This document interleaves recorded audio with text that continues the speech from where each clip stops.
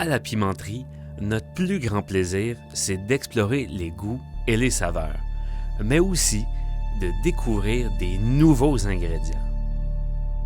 On a entendu la rumeur d'un fruit oublié d'Amérique du Nord qui refaisait surface au Québec.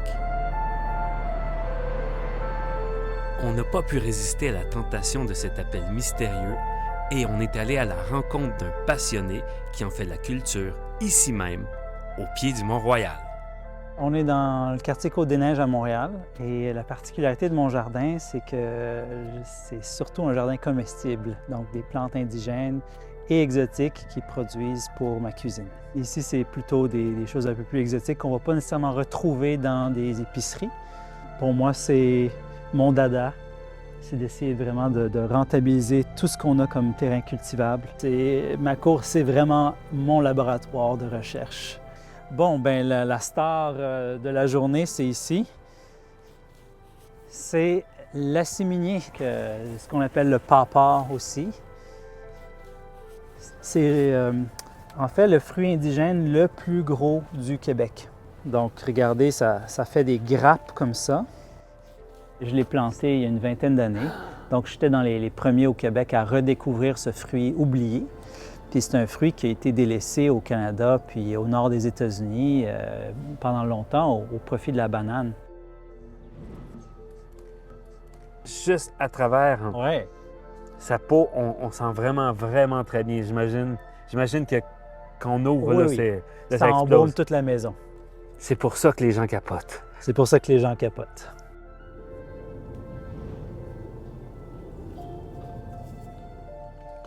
Là, le moment de vérité.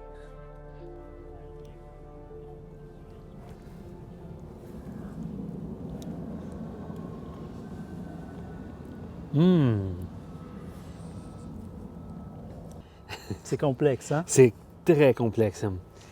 Visuellement, on s'attend à une mangue, mais on a quelque chose, au final, de vraiment plus sucré, parfumé. Les gens parlaient de crème brûlée, vanille. Ananas, des notes tropicales comme ça, comme une costarde, une crème anglaise. Mais c'est ça, on dirait presque que c'est cuisiné. On dirait que c'est un assemblage de plusieurs choses. Oui.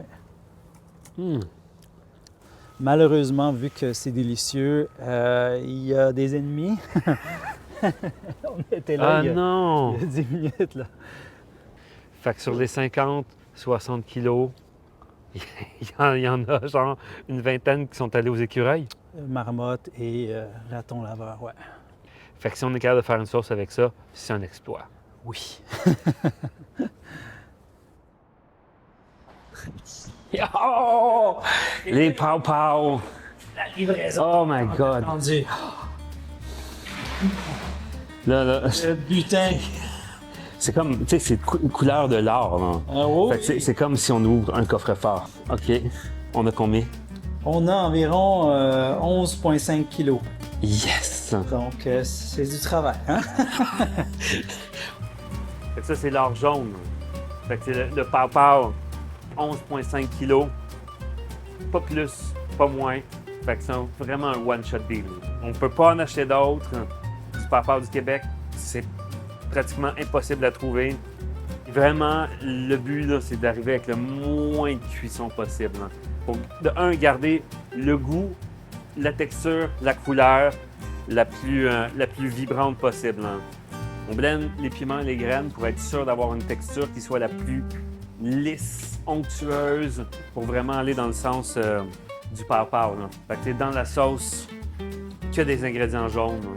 Trinidad Perfume, Scotch Bonnet, puis Aji Lemon. L'idée, c'est d'avoir juste un tout petit peu de courge pour aller chercher le petit côté onctueux qui va aussi avec l'onctuosité du pawpaw.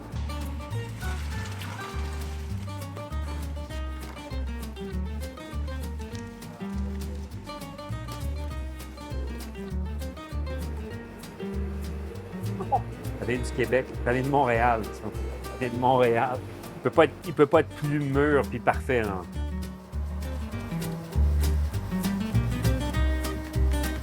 Le moment fatidique.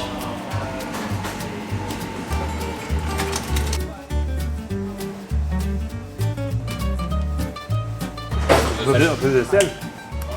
Puis un peu plus de piment. Là.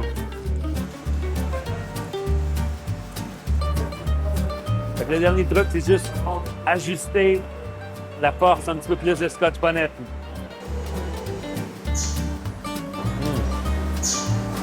Ouais, oui. Le goût est incroyable.